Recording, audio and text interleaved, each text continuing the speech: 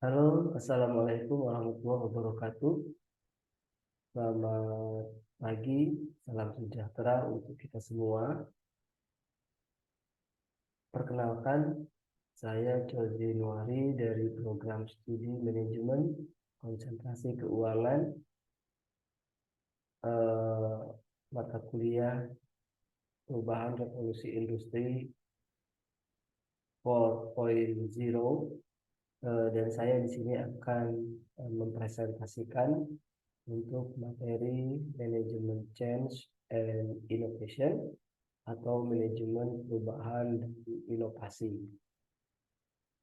Sebelum kita mempresentasikan mengenai manajemen change and innovation, saya mohon izin, saya akan menyajikan dalam bahasa Indonesia.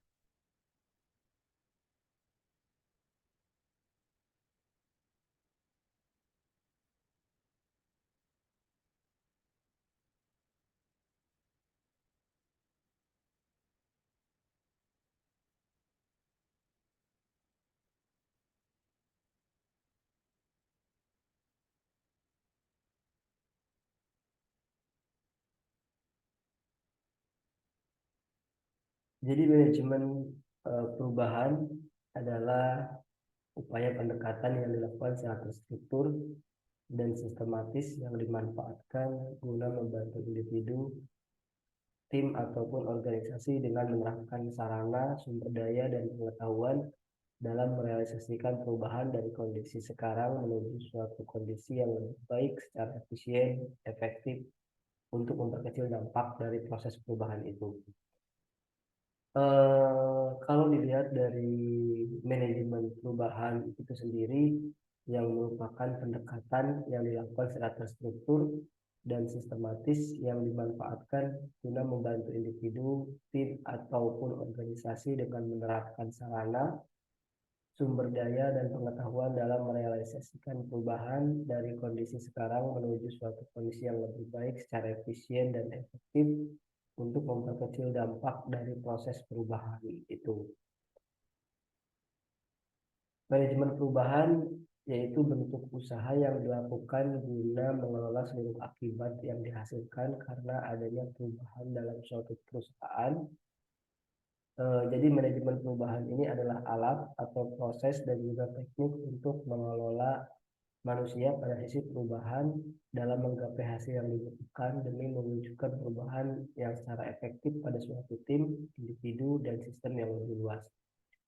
Jadi memang manajemen perubahan ini sangat diperlukan bagi perusahaan ataupun individu ataupun suatu kelompok atau tim yang ingin suatu eh, perubahan ke arah yang lebih baik, tentunya dalam hal ini baik dalam hal kinerja, efisiensi, ataupun dalam hal perubahan yang mengarah kepada profit perusahaan itu sendiri.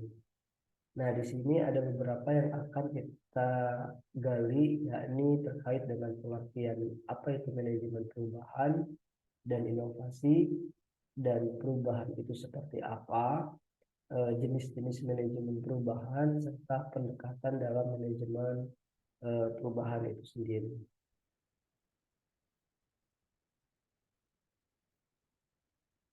Teori dari Kaufman dan Lutz di tahun 2007 menerangkan bahwa manajemen perubahan adalah pendekatan yang terstruktur dan digunakan untuk membantu tim, individu, ataupun organisasi untuk perubahan dari kondisi sekarang ke kondisi yang lebih baik. Jadi menurut Kaufman ini bahwa memang manajemen perubahan itu pendekatan yang terstruktur yang memang dipergunakan oleh tim, individu, ataupun organisasi untuk perubahan dari kondisi sekarang ke kondisi yang lebih baik. Jadi adanya suatu perubahan yang dirasakan, yang dirasa perlu dari kondisi sekarang menuju kondisi yang lebih baik. Sedangkan menurut Winardi tahun 2011 mengatakan bahwa manajemen perubahan adalah suatu usaha yang dilakukan oleh manajer untuk mengelola perubahan secara lebih efektif yang dalamnya memerlukan pengetahuan terkait motivasi, kelompok, kepemimpinan, konflik, dan komunikasi. Itu beberapa definisi menurut para ahli. Nah, untuk jenis-jenis manajemen perubahan, jenis-jenis manajemen perubahan itu yang pertama adalah discontinued change, yaitu perubahan yang ditandai dengan adanya pergeseran cepat terhadap struktur, budaya, strategi, dan ketiganya secara bersamaan perubahan ini lebih bersifat revolusioner dan juga cepat.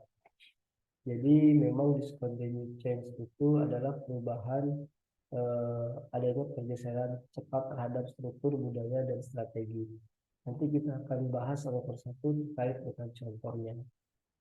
Yang kedua, bumpy incremental change, yaitu perubahan yang mempunyai periode relatif tenang dan sesekali disela dengan percepatan pergerakan perubahan, jangan dipicu oleh perubahan lingkungan organisasi dan bisa juga berasal dari internal, seperti adanya tuntutan dalam meningkatkan efisiensi dan perbaikan metode kerja. Yang ketiga adalah smooth incremental change, yaitu perubahan yang terjadi secara lambat, sistematis, dan bisa diprediksi serta mencakup atau seluruh rentetan perubahan dalam kecepatan yang cenderung konstan. Nah, pendekatan dalam manajemen perubahan, yang pertama kita berbicara tentang pendekatan normatif edukatif, atau pendekatan ini lebih fokus pada bagaimana seorang manajer perubahan mampu memberikan pengaruh atau bertingkah laku dengan berbagai cara tertentu agar selanjutnya para anggota manajer mampu melakukan perubahan. Jadi pada dasarnya manusia akan berubah saat pada suatu perusahaan tersendiri bahwa perubahan adalah demi kepentingan yang terbaik. Perubahan tersebut akan paling siap terjadi saat satu orang dalam kelompok tersebut masuk dalam perubahan dan menganut sistem nilai dan keyakinan kelompoknya. Jadi ini yang dinamakan dengan pendekatan normatif edukatif. Jadi di mana seorang leader atau manajer itu memberikan pengaruh ya pada timnya dengan berbagai cara tertentu supaya anggota timnya itu melakukan perubahan. Jadi ada suatu eh, eh, apa namanya itu pemancing yang dilakukan oleh suatu tim leadernya atau suatu manajer dari seorang suatu organisasi tersebut. Yang kedua adalah pendekatan nasional empiris, di mana pendekatan nasional empiris ini digunakan dengan dasar keyakinan bahwa perilaku orang mampu diprediksi dan mereka akan memberikan perhatian khusus atas kepentingannya sendiri. Jadi dengan memahami perilaku tersebut, maka akan memberikan manajer perubahan pada suatu strategi yang berguna untuk melangkah. Jadi secara rasional empiris itu pendekatannya dilakukan dengan dasar keyakinan bahwa perilaku orang mampu diprediksi. Seseorang manajer itu adalah seseorang yang mampu mengarahkan dan juga memprediksi yang akan dilakukan atau yang dibutuhkan atau yang di, perlu diberikan perhatian khusus oleh seorang leader kepada timnya. Jadi dalam hal ini mengacu kepada pendekatan secara rasional empiris.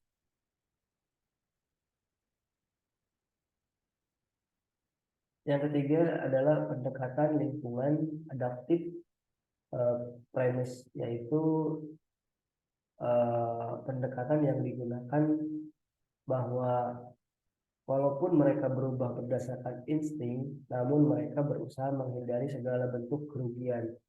Jadi sebenarnya mereka mempunyai kemampuan dalam beradaptasi dengan berbagai kondisi dan situasi yang baru. Nah, ini adalah pendekatan lingkungan adaptif premis utama. Jadi pendekatan yang pada dasarnya mereka berubah berdasarkan insting. Namun segala sesuatu risiko yang akan terjadi atau kerugian itu senantiasa mereka hindari dan mereka mampu beradaptasi dalam situasi dan kondisi apapun dan situasi yang baru. Pendekatan yang berikutnya yaitu pendekatan kekuasaan kursif. Jadi pendekatan ini membuat orang-orang untuk berubah dilakukan dengan dasar penegakan kewenangan, ancaman atau adanya sanksi atas performa yang buruk. Pendekatan ini juga bisa disebut dengan sebagai pendekatan kekuatan penindas. Boleh dikatakan pendekatan ini itu pendekatan yang otoriter. Jadi biasanya pendekatan ini diterapkan pada karyawan yang patuh, akan siap untuk melakukan apapun yang diperintahkan dengan tanpa atau sedikit usaha dalam meyakinkan. Pendekatan ini memiliki resiko yang besar dan potensi balasannya pun sangat besar.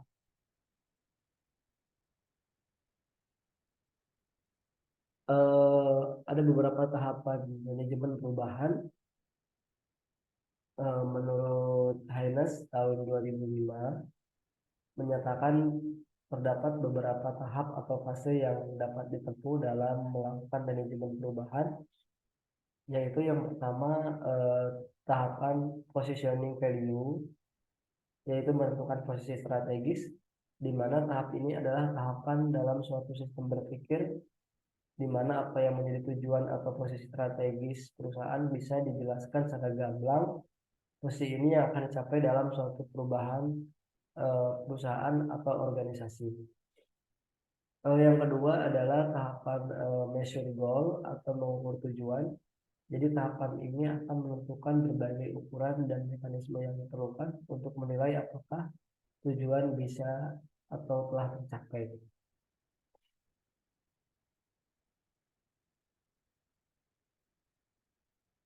Yang ketiga adalah assessment strategi atau strategi assessment. Tahapan ini akan ditentukan kesenjangan antara situasi terkini dengan situasi yang memang diinginkan, sehingga dapat ditentukan kebijakan untuk mencapai seluruh situasi dan kondisi secara lebih baik. Selanjutnya adalah tahapan action level atau aktivitas perubahan. Nah, tahapan ini adalah fase penerapan dan penjelasan strategi yang selanjutnya akan diintegrasikan seluruh kegiatan, proses, hubungan, dan perubahan yang diperlukan untuk bisa mengurangi kesenjangan atau menerapkan tujuan yang sudah ditetapkan pada tahap A. Yang kelima adalah environment scan atau identifikasi lingkungan eksternal. Tahapan ini nanti akan melakukan seluruh identifikasi lingkungan eksternal yang mampu mempengaruhi perubahan. Hasil dari identifikasi akan memberikan arah dan perubahan yang kelak akan dilakukan.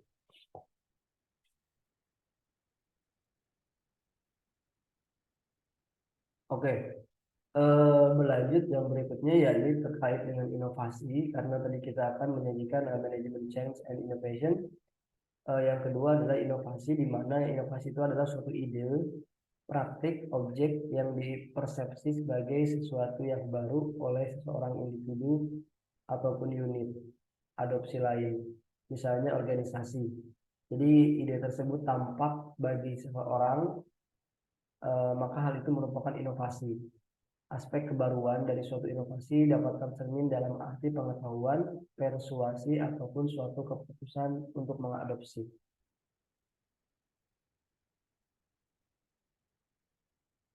Jadi keinovasian adalah tingkat di mana seseorang individu atau unit adopsi lain lebih awal dalam mengadopsi ide-ide baru dibanding dengan anggota lain suatu sistem sosial. Jadi kategori adopter adalah klasifikasi anggota masyarakat berdasarkan keinovativan mereka. 5 kategori adopter adalah yang pertama sebagai inovator, yang kedua penerima dini, yang ketiga mayoritas dini, yang keempat mayoritas belakangan, dan yang kelima legal.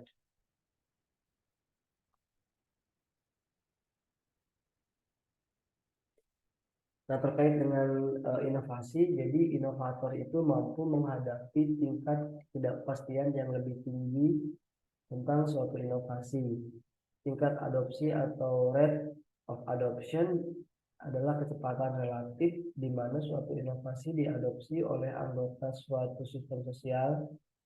Tingkat adopsi eh, perubahan dan inovasi biasa diukur menurut panjang waktu yang diperlukan bagi presentasi tertentu. Jadi anggota-anggota masyarakat untuk mengadopsi suatu inovasi.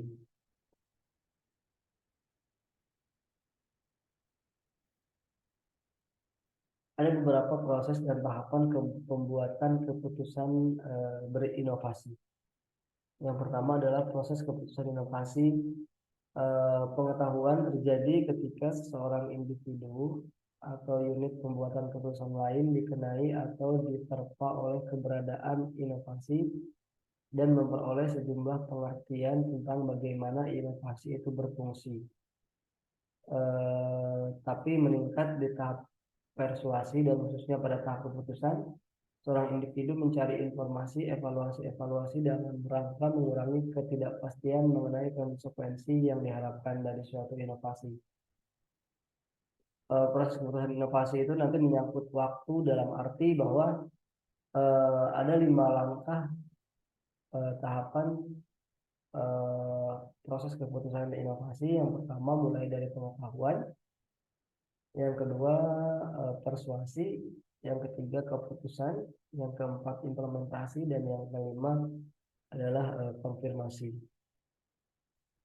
Kita akan mencoba menjelaskan atau menguraikan dari satu persatu tahapan tersebut.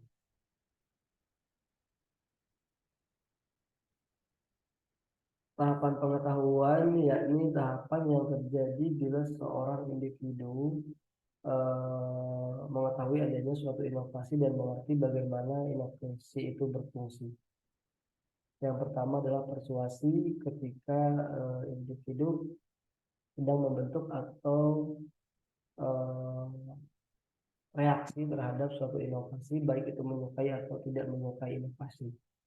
Yang ketiga keputusan, yakni terjadi sewaktu seseorang atau unit pengambil keputusan melakukan kegiatan yang mengarah pada suatu pilihan untuk mengadopsi atau menolak suatu inovasi.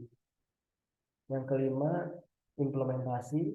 Yang keempat, implementasi terjadi jika individu ataupun unit pengambil keputusan menggunakan suatu inovasi.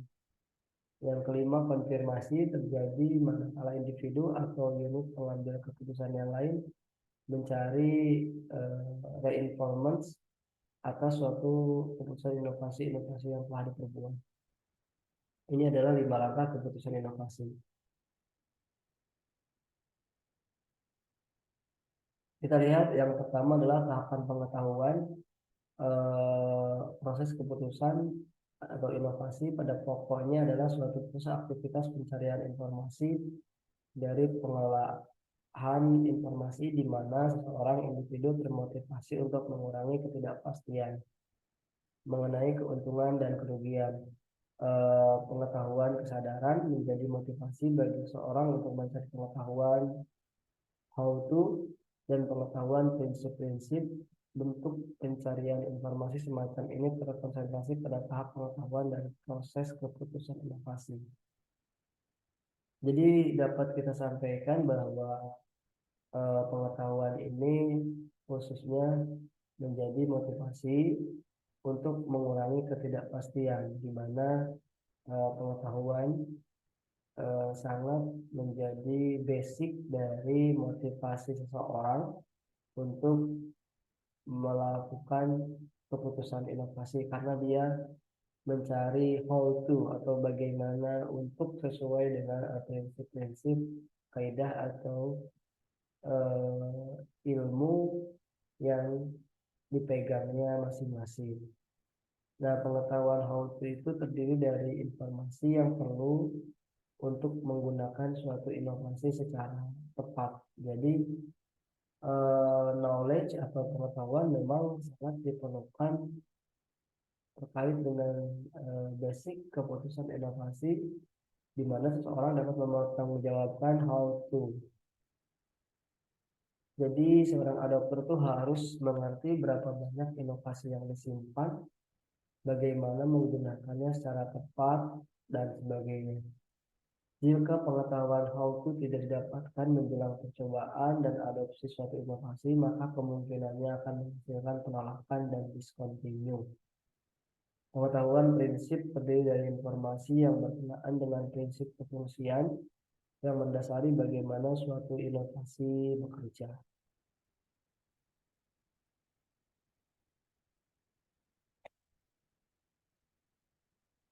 Yang kedua dari kelima tahapan tersebut adalah tahapan persuasi.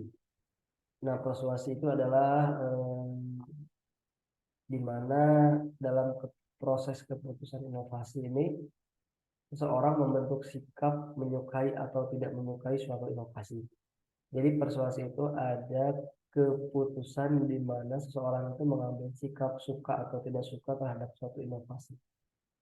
Kalau misalkan dalam suatu manajemen atau dalam suatu organisasi seseorang itu terdapat perubahan dan juga inovasi yang dilakukan oleh seorang atasan atau leader, maka akan cenderung menimbulkan reaksi di mana para anggota atau timnya akan menentukan sikap secara langsung ataupun tidak langsung, yakni menyukai atau tidak menyukai dari suatu inovasi tersebut.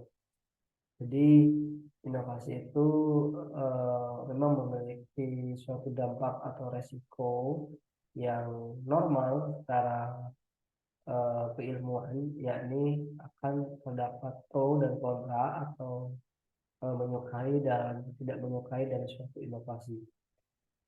Nah, bila aktivitas mental pada tahap pengetahuan terutama bersifat kognitif atau mengetahui, jenis berpikir yang pokok pada tahap persuasi adalah efek afektif atau perasaan. Nah, pada tahapan persuasi ini seorang individu menjadi lebih terlibat secara psikologis dengan inovasi di mana ia sedang aktif mencari informasi mengenai ide baru pada inovasi tersebut.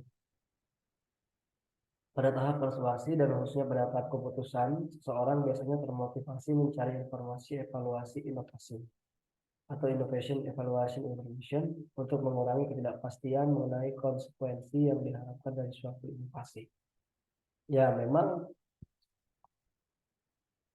konsekuensinya dari suatu inovasi adalah suatu ketidakpastian. Kalau misalkan dari awal dari tahap inovasi tidak berdasarkan pengetahuan, atau nanti kita akan coba jelaskan mengenai radikalis inovasi dan inovasi yang secara terstruktur. Nah, mengurangi resiko yang tidak pasti dari suatu inovasi, maka perlu diperlukan dengan adanya evaluasi inovasi untuk mengurangi ketidakpastian mengenai konsekuensi yang terjadi atau yang diprediksi dari suatu inovasi.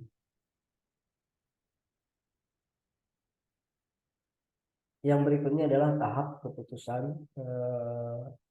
Nah, ini adalah keputusan seorang melakukan aktivitas yang mengarah pada suatu pilihan untuk mengadopsi ataupun menolak suatu inovasi. Inovasi ini akan mendapat perlakuan di mana apakah seorang itu akan menolak ataupun menerima dari suatu inovasi dan terjadi putusan yang akan dia pilih. Nah, adopsi adalah keputusan untuk menggunakan sepenuhnya suatu inovasi sebagai rentetan kegiatan yang terbaik atau best course of action yang tersedia. Sedangkan penolakan adalah keputusan untuk mengadopsi suatu inovasi.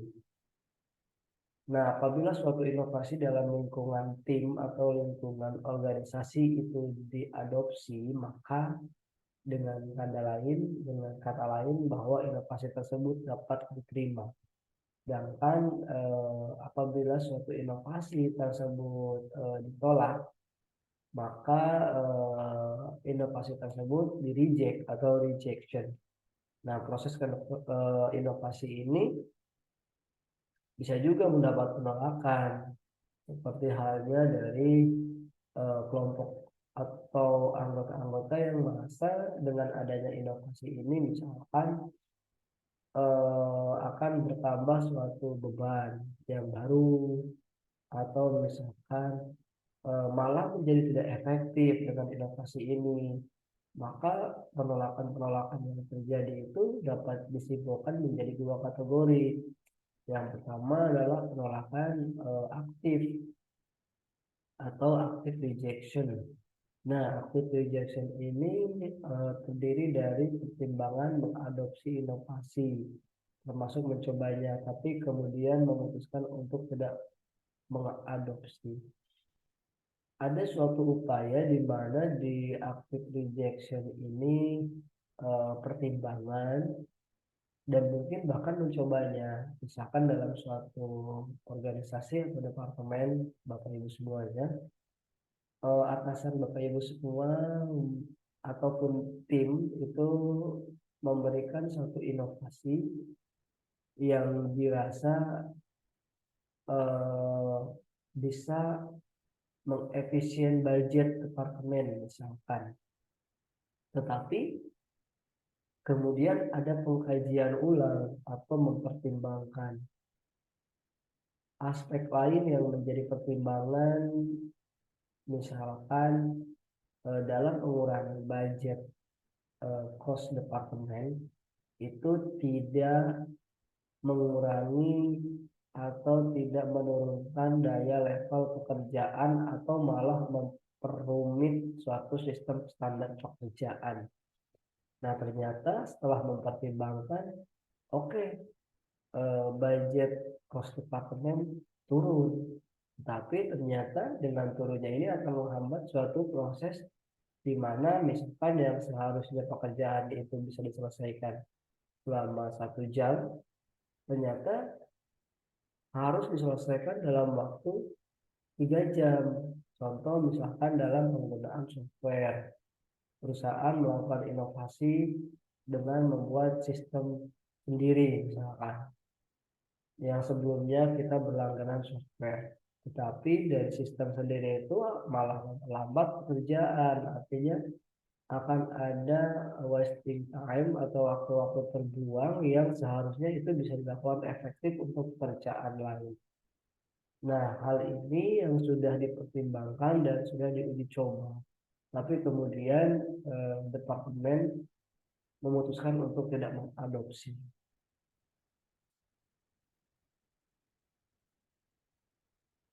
Yang kedua adalah penolakan pasif atau non-adoption. Nah, penolakan pasif ini tidak pernah sama sekali mempertimbangkan atau penggunaan suatu inovasi. Jadi ketika inovasi itu tercetus atau disampaikan, malah sama sekali ini ditolak. Tidak ada proses pertimbangan atas penggunaan suatu inovasi tersebut.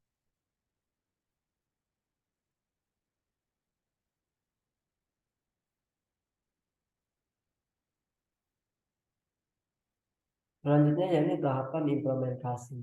Nah, pada tahapan implementasi itu terjadi ketika seorang individu atau unit pembuat keputusan menggunakan inovasi.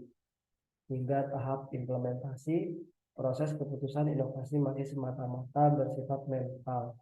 Sedangkan implementasi telah menjadi perubahan perilaku yang tampak atau over behavior change. Pada tahap ini, ide-ide baru yang dimaksud benar-benar diterapkan. Inovasi memang pada dasarnya itu adalah suatu ide atau gagasan baru di mana inovasi itu diharapkan atau ditujukan melakukan perubahan dari sesuatu hal menjadi lebih baik. Nah, tadi ketika kita sampaikan sebelumnya bahwa akan ada eh, adopsi atau menerima dari inovasi itu dan akan ada rejection atau penolakan, di mana penolakan itu ada active rejection dan passive rejection. Active rejection itu di mana ada pertimbangan, proses pertimbangan lebih dahulu, dan yang passive rejection auto reject atau sama sekali tidak dipakai dan ditolak. Nah, ketika kita berbicara pada tahap adopsi atau menerima suatu inovasi, tentunya akan ada implementasi. Jadi implementasi ini keputusan setelah inovasi itu diterima dan juga diimplementasikan menjadi sebuah perubahan perilaku ataupun over behavior change. Jadi apa ya namanya, penerapan dari suatu inovasi yang dianutnya. Yang selanjutnya adalah discontinue. Jadi discontinue itu suatu keputusan untuk menolak suatu inovasi setelah sebelumnya ia mengadopsi inovasi tersebut. Ada dua macam discontinue, penggantian dan kekecewaan. Discontinue penggantian adalah suatu ide yang lebih baik yang muncul kemudian. Discontinue suatu inovasi merupakan suatu indikasi bahwa ide yang dimaksud belum sepenuhnya melembaga dan dirutinkan dalam praktek-praktek yang berlambang dengan cara adopter pada tahap implementasi dari keputusan inovasi. Jadi discontinue ini sebenarnya ada dua discontinue. Yang pertama yang timbul dari penggantian, dan yang kedua dari kekecewaan. Pada dasarnya discontinue ini adalah dia sudah menerima inovasi, sudah menerima gagasan atau mengadopsi suatu inovasi yang baru, tetapi dalam perjalanannya terdapat suatu indikasi bahwa inovasi ini misalkan ada kelemahan. Sebagai contoh,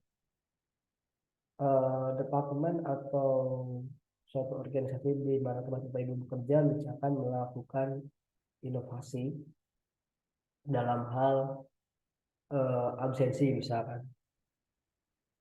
HRD ini melakukan inovasi di mana absensi akan dipermudah dengan bisa dilakukan di mana saja misalkan. Jadi ketika Bapak Ibu datang bisa melakukan absensi menggunakan handphone atau menggunakan mobile.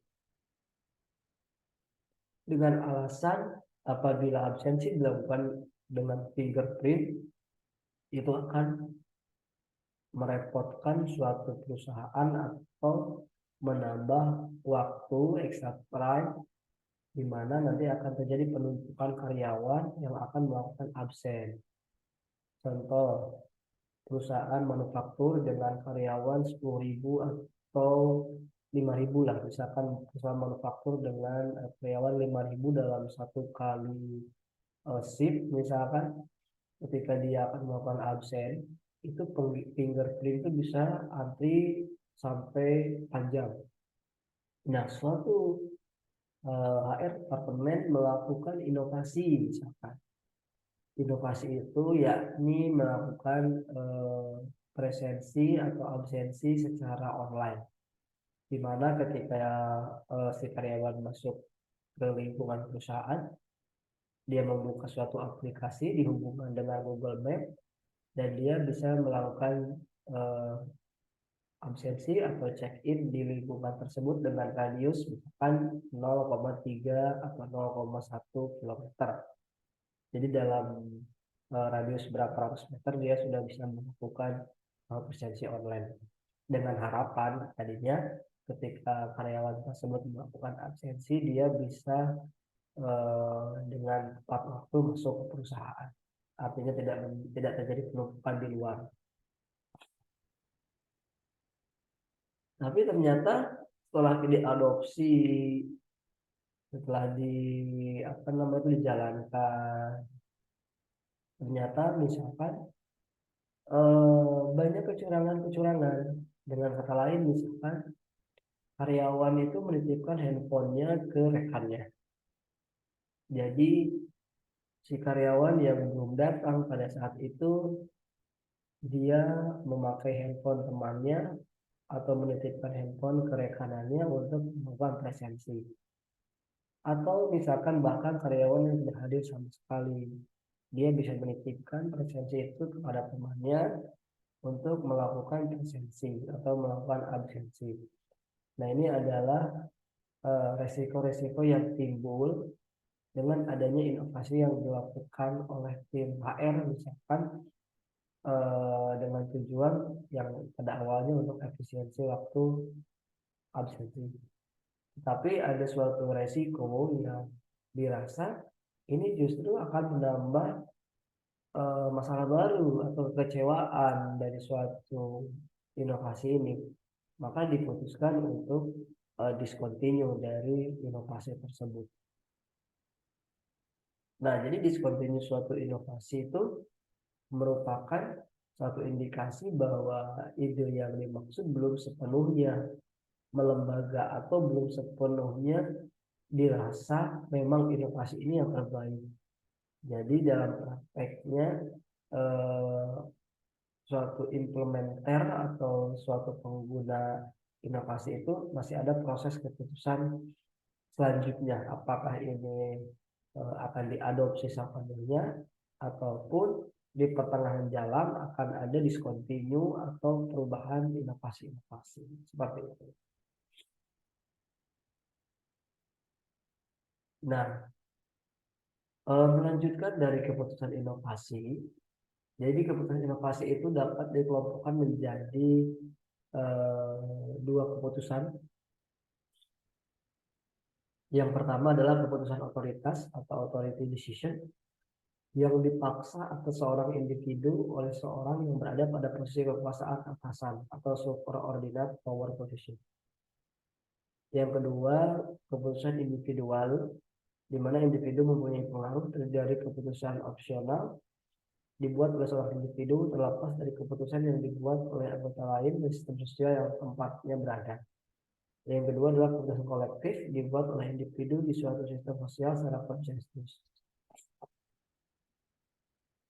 Ya memang keputusan otoritas itu biasanya terjadi di lingkungan perusahaan yang secara sistem hierarki itu atasan atau subordinat power position itu ada. Jadi suatu tim atau suatu departemen atau bahkan seluruh karyawan akan mengikuti aturan yang dibuat oleh manajemen.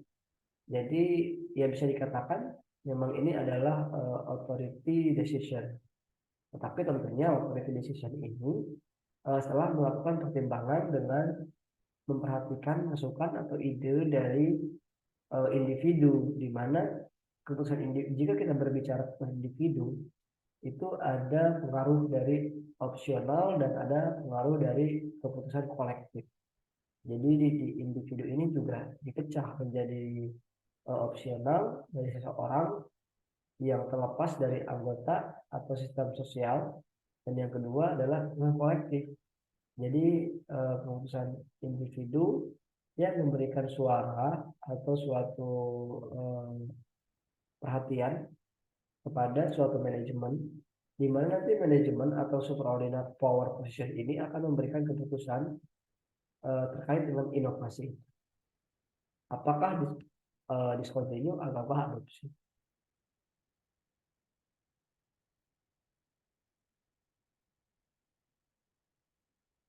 Nah, kita berbicara mengenai konsep dan tujuan manajemen inovasi. Jadi esensi manajemen inovasi pada suatu organisasi inovasi itu berperan penting untuk keunggulan suatu organisasi. Jadi inovasi itu dapat dicapai apabila seorang sering bertanya tentang apa dan bagaimana pada level tertinggi. Tentunya hal itu didasari serangkaian proses mulai dari pengumpulan ide kreatif yang diolah menjadi informasi yang inovatif. Selanjutnya dilakukan penilaian kelayakan untuk implementasi dari proyek inovasi, dan aktivitas itu dikelola secara efektif dan efisien melalui manajemen inovasi.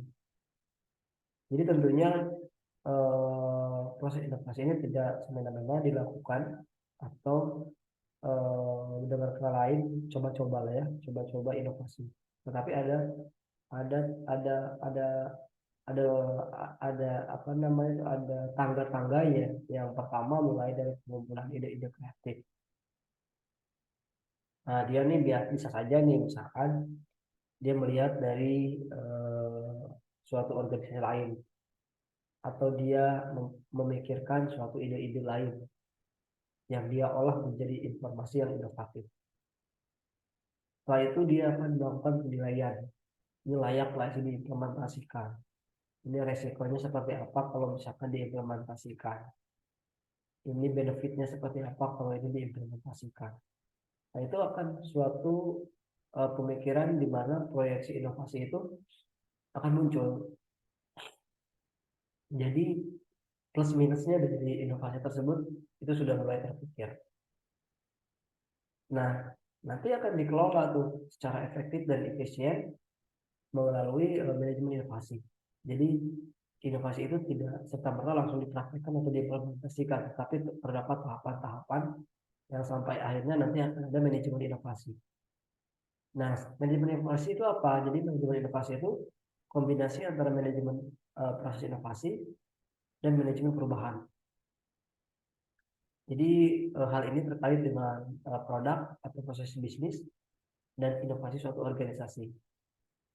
Nah, ini terjadi atau terdapat serangkaian metode yang memungkinkan seorang manajer atau atasan untuk bekerja sama terkait proses dan tujuan organisasi dengan kesamaan pemahaman. Jadi harus disamakan persepsi atau pemahaman terkait dengan manajemen inovasi ini.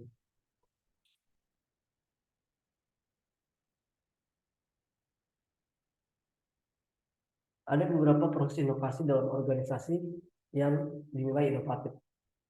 Contohnya, inovasi itu menghasilkan ide-ide. Nah, ide-ide ini menggunakan secara efektif dan menguntungkan. Tentulah, kalau misalnya inovasi ini dirasa tidak menguntungkan, buat apa kita bikin inovasi? Atau misalkan inovasi ini dirasa tidak efektif, buat apa kita eh, mengadopsi? Jadi ide-ide itu harus yang efektif dan menguntungkan. Nah, bisa dilihat misalkan dari jumlah pelanggan yang puas kalau itu perusahaan terkait dengan services ya, ataupun eh, mengembangkan kemampuan yang kreatif dan menerapkan ide alternatif dalam memenuhi kebutuhan pelanggan. Jadi inovasi itu adalah sebuah proses komprehensif yang terkait dalam strategi bisnis untuk digunakan perusahaan. Hal ini meliputi kebijakan yang dikeluarkan perusahaan, interaksi pasar, penelitian, teknologi, dan kemampuan sumber daya. Manajemen inovasi merupakan disiplin ilmu yang berkaitan dengan pengelolaan inovasi dalam proses, produk, layanan, dan lain sebagainya. Tanpa manajemen inovasi yang tepat, maka tidak mungkin bagi bisnis untuk menghasilkan produk yang efektif dan efisien. Manajemen inovasi mencakup suatu alat yang memungkinkan semua orang dalam organisasi tersebut bekerja sama dengan pemahaman yang sama. Manajemen inovasi melibatkan karyawan dalam setiap tingkat memberikan kontribusi kreatif dalam pembangunan proses produk yang ada dan dengan alat yang ada. Jadi manajemen inovasi ini tentunya ya suatu cabang ilmu yang terkait dengan pengelolaan inovasi dalam proses produk, layanan, dan lain sebagainya. Yang kalau kita lihat di mana inovasi ini yang suatu ide-ide yang menimbulkan suatu keuntungan dan suatu keefektifan dalam sebuah proses. Nah, ini adalah suatu inovasi dalam organisasi yang dikatakan inovatif. Karena kalau misalkan inovasi itu justru tidak efektif, tidak efisien, tidak menguntungkan, ya manajemen buat apa? Dia tidak akan mengadopsi sebuah inovasi. Karena inovasi itu nanti akan melibatkan organisasi atau orang lain yang akan menjalankan. Nah, terkait dengan melibatkan orang lain atau karyawan dalam suatu inovasi, tentunya perlu ada penerimaan atau perlu ada adoption dari semua pihak. Kalau inovasi itu saja tidak diterima dari pihak lain, bagaimana suatu inovasi itu bisa diadopsi atau bisa dijalankan secara bersama-sama? Karena pada dasarnya inovasi itu bisa dibuat oleh individu, bisa dibuat oleh kelompok, bisa dibuat oleh superinden positioning power atau atasan, atau bisa dibuat oleh pihak eksternal malah. Dalam hal ini misalkan perusahaan menggunakan konsultan untuk melakukan perubahan-perubahan inovasi-inovasi. Itu bisa saja dibuat inovasi seperti itu. Tetapi pada akhirnya endingnya Inovasi itu harus dipergunakan atau dijalankan dan diimplementasikan oleh pihak internal. Artinya pihak internal siapa saja. Di situ ada melibatkan karyawan, di situ ada melibatkan para manajemen, di situ ada melibatkan para pemangku kepentingan atau stakeholder. Jadi proses inovasi ini harus bisa diterima dulu secara kolektif dalam suatu organisasi atau suatu unit. Nah, bagaimana itu bisa diterima? Jadi inovasi itu harus dalam suatu kerangka yang inovatif. Contohnya, yang inovatif itu yang efektif, efisien, dan menguntungkan. Dinilai dari sebuah sisi atau dari sebuah aspek. Tidak bisa kalau misalkan inovasi itu hanya dinilai dari satu pihak, ini dirasa menguntungkan, tetapi dari pihak lain, oh nggak efektif ini, tidak bisa. Jadi inovasi itu harus dari sisi satu menguntungkan dan dari sisi satu efektif dan efisien.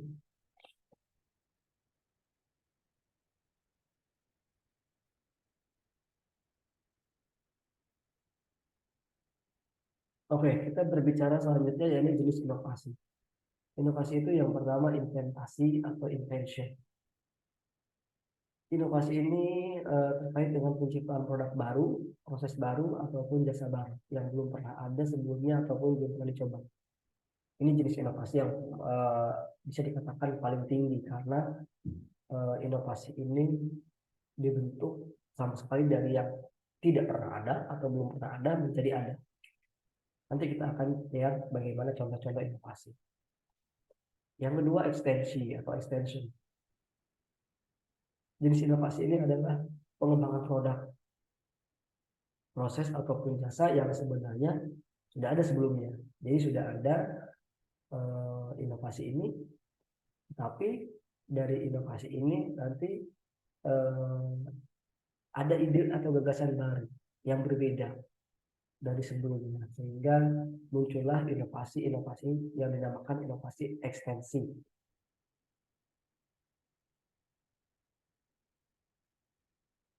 Yang berikutnya adalah duplikasi. Inovasi duplikasi atau mengulang atau mereplikasi munculnya produk, proses, ataupun jasa yang sudah ada.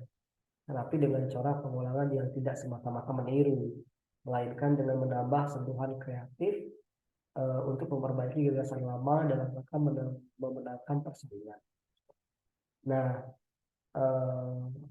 inovasi ekstensi dan duplikasi itu banyak sebenarnya kalau kita lihat di kalangan para pelaku bisnis atau di kalangan para pelaku ekonom terkait dengan strategi marketing suatu perusahaan.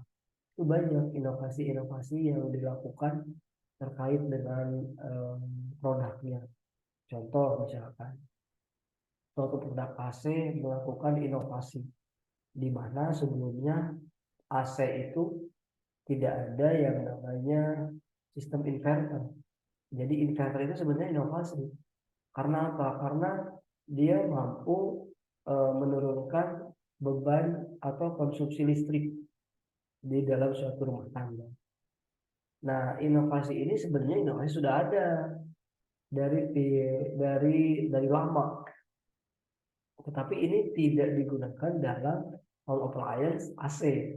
Misalkan pengurangan konsumsi listrik ini digunakan untuk komputer.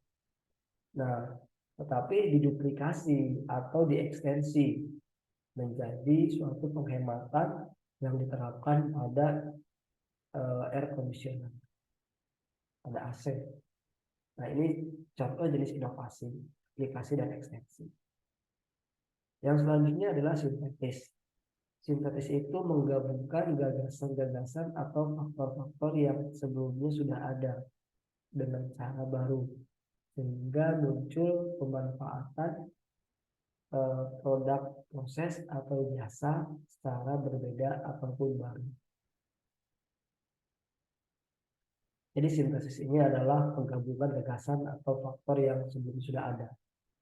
Jadi ada gagasan-gagasan yang lama yang sudah tercipta tapi digabungkan dengan cara baru sehingga muncul pemanfaatan ataupun inovasi-inovasi yang berbeda ataupun baru.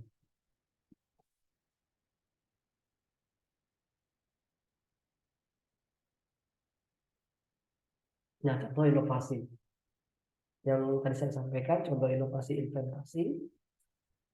Contohnya ini adalah Thomas Alva Edison atau bola lampu dan Alexander Graham Bell yakni telepon. Jadi memang inovasi inventasi ini yang tidak pernah ada menjadi ada.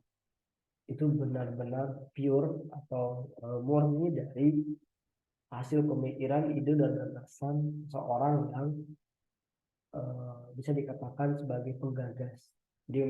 Dia adalah orang pertama. Yang kedua ekstensi. Nah ini ekstensi ini dari gagasan-gagasan sebelumnya, misalkan Ray Kroc dengan makanan cepat saji di dan sintesis ini gabungan-gabungan atau faktor-faktor yang sudah ada disatukan. Ini misalkan jasa kurir.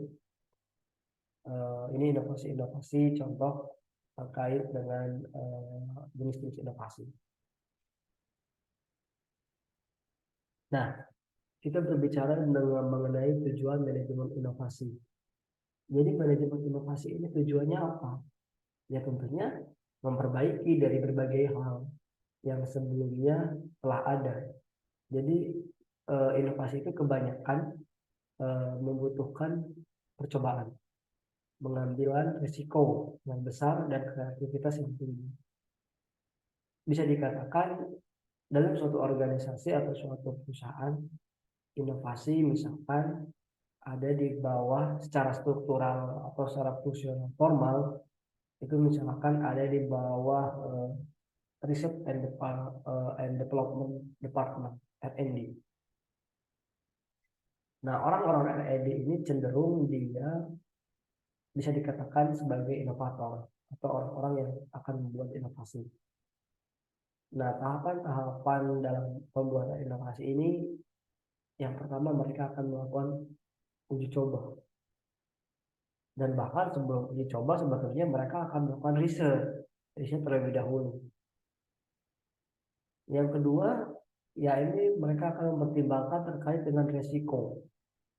Karena nanti dari inovasi ini akan muncul resiko-resiko yang harus bisa tertanggulangi.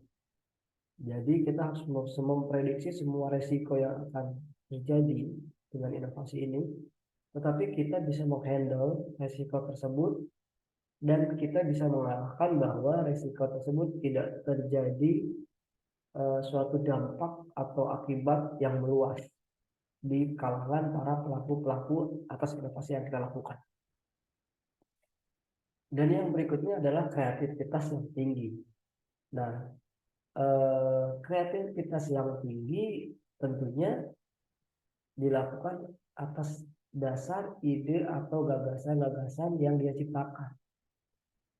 Jadi untuk bisa mencapai tujuan dari manajemen inovasi, ini perlu melibatkan banyak ketidakpastian demi bisa mendapatkan perbaikan yang cepat dan tepat. Jadi kita berbicara pertama dalam suatu manajemen inovasi, itu kita seperti mengandai, tapi bukan mengandai, lebih tepatnya itu membayangkan hal yang akan membuat suatu proses lebih efisien, menguntungkan, efektif, dan juga bisa dikatakan sebagai bagian dari tujuan perusahaan atau tujuan tim. Nah, secara tujuan dan apa namanya itu inovasi itu sudah masuk, yang kita pikirkan, maka langkah berikutnya adalah percobaan. Dan percobaan ini tentunya akan banyak risiko yang muncul. Maka bisa dikatakan banyak ketidakpastian. Nah, ketidakpastian itu yang harus kita buat menjadi pasti. Itu tujuan dari manajemen inovasi.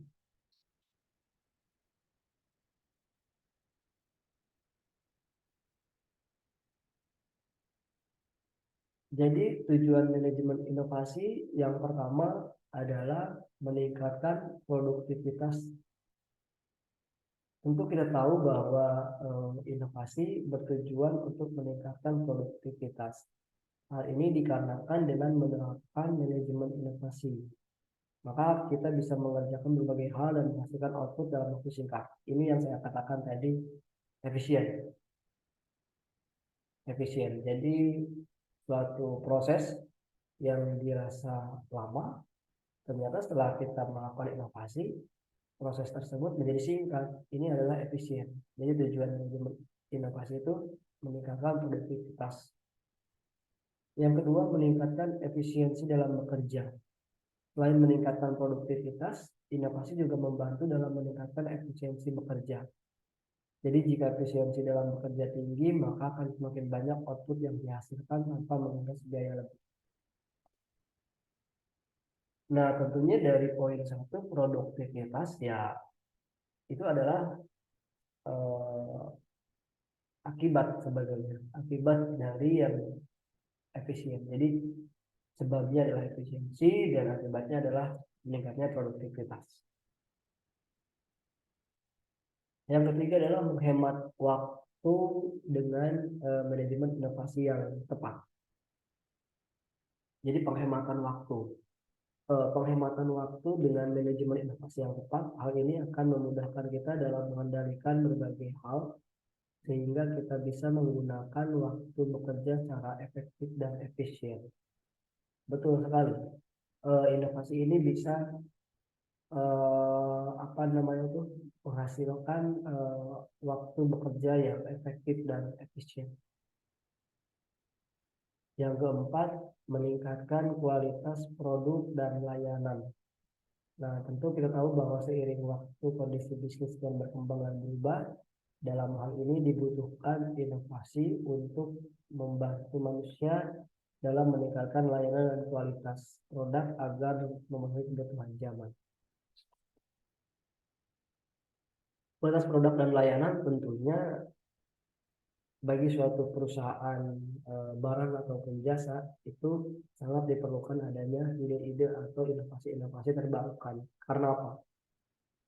Contoh misalkan dalam suatu perusahaan dagang memproduksi suatu alat kosmetik ataupun misalkan fashion style. Perusahaan itu misalkan membuat suatu brand, misalkan brand itu digunakan untuk brand pakaian. Brand pakaian di era tahun 2000-an atau tahun 90-an itu akan berbeda dengan style pakaian atau brand pakaian yang dipergunakan di tahun 2020-an atau 2010-an. Karena apa? Karena tren zaman dan juga pengaruh-pengaruh baik dari pengaruh eksternal, dari pengaruh luar, budaya luar, itu akan mempengaruhi suatu gaya atau suatu kebiasaan individu atau suatu kebiasaan masyarakat. Nah, inilah yang harus dipenuhi oleh suatu organisasi atau suatu perusahaan, tentunya dengan meningkatkan kualitas produk dan layanan yang disesuaikan dengan kebutuhan zaman.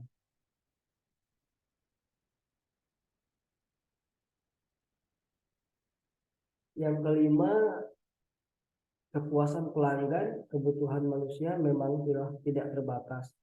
Namun dengan manajemen inovasi yang baik, maka hal ini akan membantu kita dalam memenuhi kebutuhan pelanggan secara perlahan namun pasti.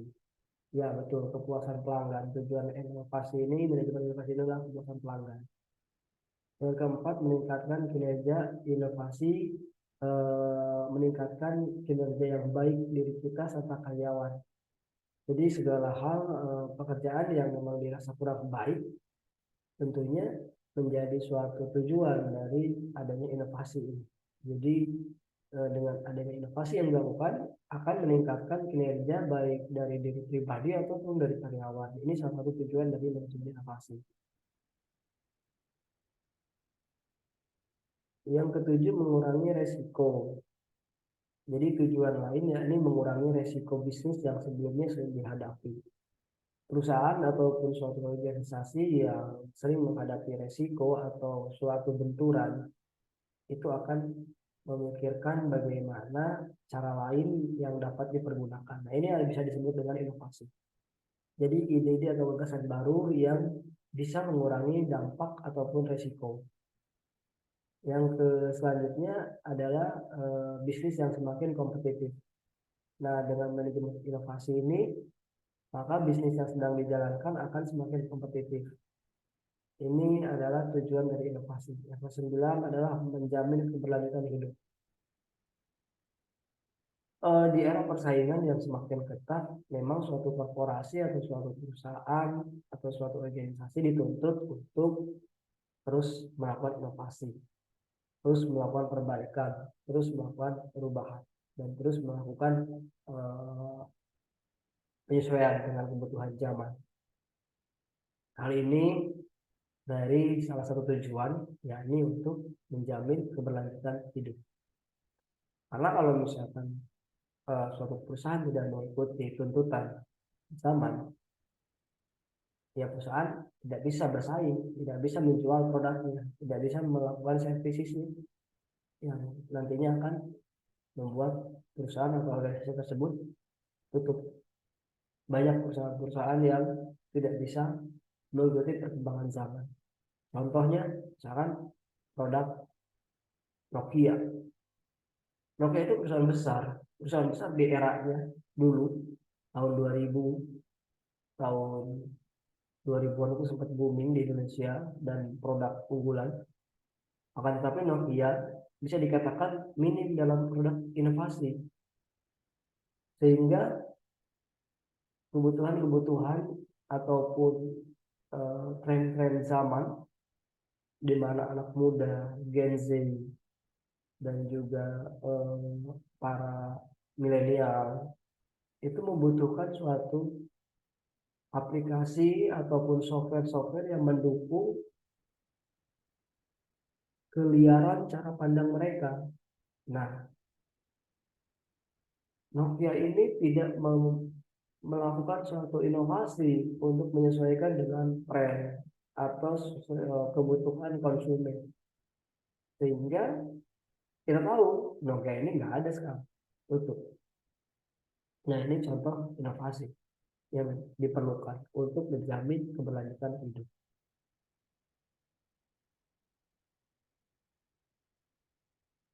Yang selanjutnya adalah mengembangkan wawasan. Nah, mengembangkan wawasan, semakin berkembangnya inovasi yang dilakukan, maka semakin berkembang pula ilmu pengetahuan yang kita miliki. Tidak heran jika kita menjalankan manajemen inovasi dengan baik, maka akan memberikan wawasan dan pengetahuan kepada kita. Yang ke-11, meningkatkan kualitas hidup. Nah, tujuan inovasi yang terakhir antara lain meningkatkan kualitas hidup. Inovasi kehidupan, inovasi membuat kehidupan kita menjadi lebih baik sehingga mampu meningkatkan kualitas hidup kita.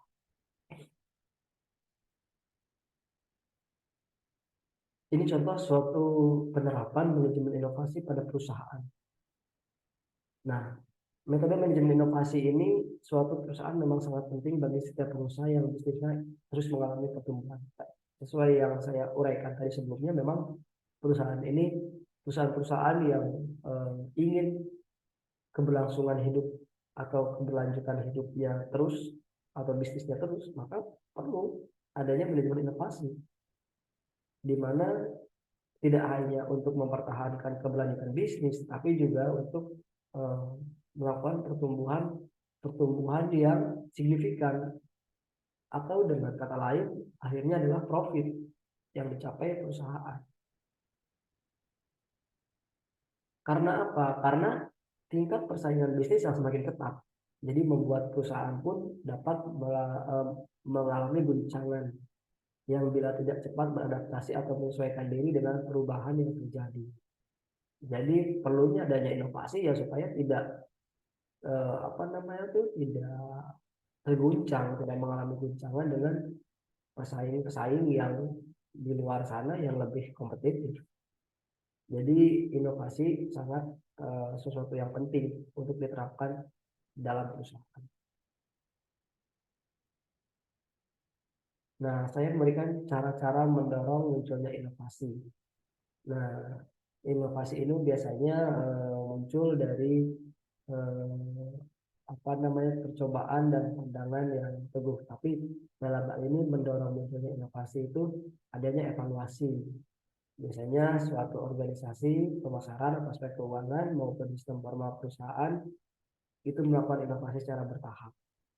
Tetapi inovasi ini muncul dari evaluasi. Evaluasi yang sistematis terhadap produk atau jasa yang dimiliki.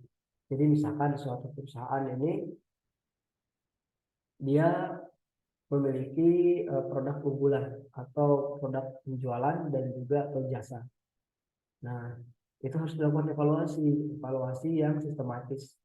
Sehingga dengan evaluasi ini itu akan memicu munculnya inovasi. Misalkan perusahaan ini perusahaan yang bergerak di bidang eh, penjualan alat berat atau distributor alat berat.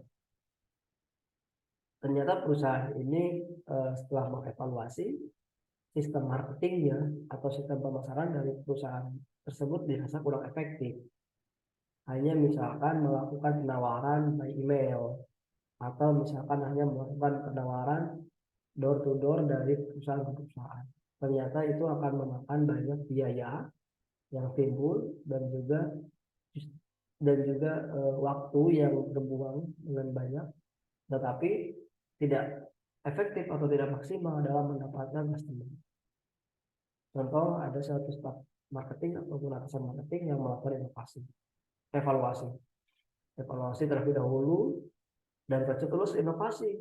Misalkan inovasi itu yakni dengan dilakukannya suatu eh, galeri, galeri alat berat. Jadi perusahaan itu menyewa suatu gedung atau menyewa suatu tempat, diundanglah semua calon-calon kliennya, diundanglah calon-calon kliennya, dan juga di situ diberikan seminar gratis terkait dengan pemahaman atau penggunaan alat berat tersebut, dan juga disampaikan terkait dengan asuransi, asuransi bagaimana misalkan ketika klien tersebut memberi produk mereka akan mendapatkan asuransi ataupun mengcover risiko-risiko yang terjadi apabila barang-barang yang mereka terima mengalami kerusakan. Nah, setelah mereka diberikan wawasan seminar gratis, diberikan inovasi, terus diberikan uji coba juga terhadap alat-alat di tempat. Nah, akan ada suatu timbul memancing klien itu tertarik dulu nih, tidak langsung tertarik pada suatu produk tersebut. Setelah itu, maka kita sebagai penyelenggara acara memberikan undangan dari kita klien untuk visit ke perusahaan kita, melihat bagaimana cara eh, pembuatannya, melihat bagaimana cara pengoperasiannya. Lalu setelah itu kita memberikan entertain ya seperti makan siang bersama, berbicara, negotiation. Nah, itu contoh-contoh apa namanya tuh evaluasi yang memicu munculnya inovasi seperti itu. Jadi memang dirasakan perlu adanya evaluasi yang sistematis supaya munculnya inovasi yang fresh. Ini contoh saya akan sampaikan inovasi radikal dan inovasi bertahap. Jadi bisa dikatakan inovasi radikal itu produk baru dengan dasar cenderung muncul dari proses coba-coba. Sedangkan inovasi bertahap itu perbaikan atau perluasan produk di mana dia menemukan cara yang lebih baik dalam menjalankan usaha dan cenderung muncul dari proses yang sistematis dan lebih mudah diprediksi. Inovasi bertahap itu bisa dikatakan eh, manajemen inovasi. Nah, contohnya itu mulai dari industri yang muncul, terus industri menjadi matang, sampai ke industri misalkan mulai redup, itu adalah perlu dilakukan inovasi bertahap. Tapi kalau misalkan pertumbuhan yang cepat, tes pasar itu biasanya menggunakan inovasi-inovasi radikal. Jadi dia cenderung hanya melakukan percobaan atau tes coba-coba atau tes pasar. Itu inovasi radikal. Nah, kita melihat dari cara pandang. Cara pandang inovasi radikal ini biasanya dirangsang melalui tantangan dan permasalahan. Jadi apabila memungkinkan hilang hambatan, anggaran, dan jadwal. Dorong pendidikan teknis dan ekspos terhadap klien. Ini contoh-contoh inovasi radikal cara pandang. Sedangkan jika dari sisi inovasi bertahap, ya seperti yang saya sudah sampaikan tadi, ya kita menentukan sasaran dan jadwal, target. Terus dirangsang melalui persaingan yang kompetitif. Jangan lupa juga dari pengetahuan, dorongan pendidikan, terus mengadakan rapat atau apa namanya itu mengumpulkan ide-ide, mendelegasikan tanggung jawab, dan juga rangsangan finansial yang jelas untuk pencapaian sasaran. Nah, manfaat penerapan manajemen inovasi pada perusahaan. Melakukan pengurangan biaya secara dramatik atau shutdown. Jadi ya itu terkait dengan budget ya. Jadi finansial juga sangat penting terkait inovasi ini. Ya ada beberapa perusahaan yang memang inovasi itu tidak hanya berlaku untuk suatu penciptaan produk, tidak. Tapi inovasi ini bisa berlaku untuk pengurangan biaya atau pengurangan cost. Itu contoh inovasi-inovasi yang bisa dilakukan oleh orang-orang atau pihak-pihak finansial atau departemen accounting misalnya.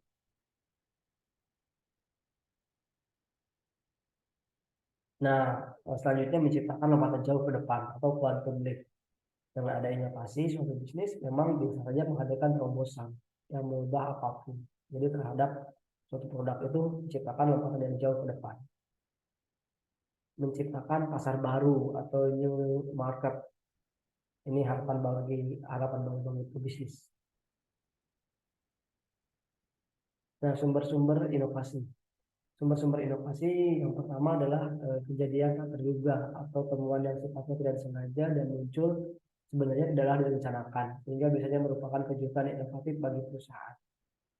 Sejangan yang terjadi antara ketidaksesuaian antara harapan dan kenyataan. Nah, biasanya banyak inovasi-inovasi yang timbul dari sini.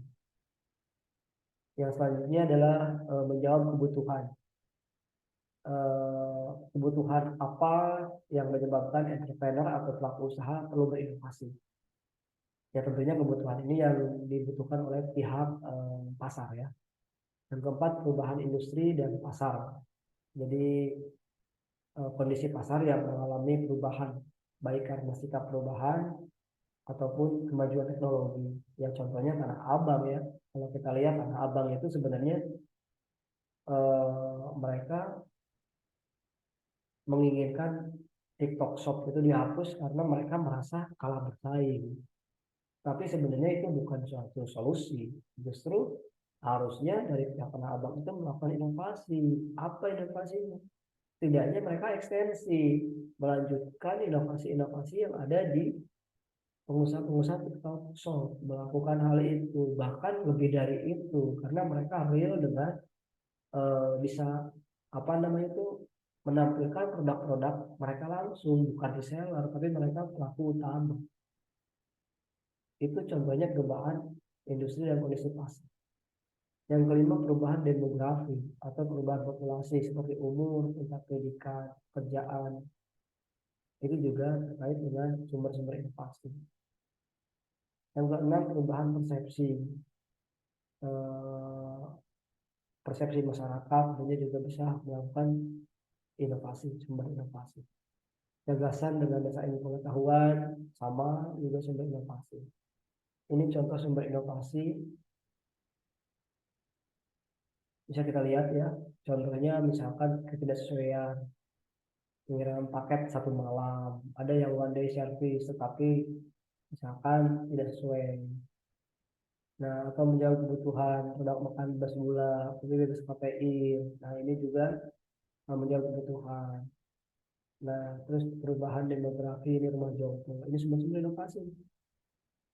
Nah, prinsip inovasi itu cenderung bertindak, inovator haruslah aktif mencari gagasan baru. Jadi dia harus aktif mencari gagasan baru, lalu menyederhanakan produk, jasa atau proses. Ya menyederhanakan lah ya, inovasi itu tidak mungkin inovasi. Tapi memang ada inovasi yang misalkan dia menambah suatu alur atau pekerjaan baru, tapi dalam hal itu secara value dia memiliki value lebih besar sehingga alasan kenapa mereka mengadopsi inovasi yang cenderung menambah suatu alur baru karena ya itu ada value yang biasa lebih valuable ya yang ketika membuat produk biasa atau proses berdasarkan kebutuhan konsumen melalui dengan skala kecil inovator sebaiknya tidak melalui proyek memiliki rasa optimis temuan dicoba diuji diperbaiki belajar dari kesalahan inovasi memiliki jadwal memberikan penghargaan dan bekerja dengan giat terus-menerus. Oke, terima kasih. Mungkin itu sedikit eh, presentasi dari saya dan saya ucapkan terima kasih banyak kepada Bapak Asosiat Profesor Dr. Sparta yang sudah memberikan saya waktu untuk memberikan presentasi mengenai manajemen change and innovation. Akhir kata, terima kasih. Wassalamualaikum warahmatullahi wabarakatuh.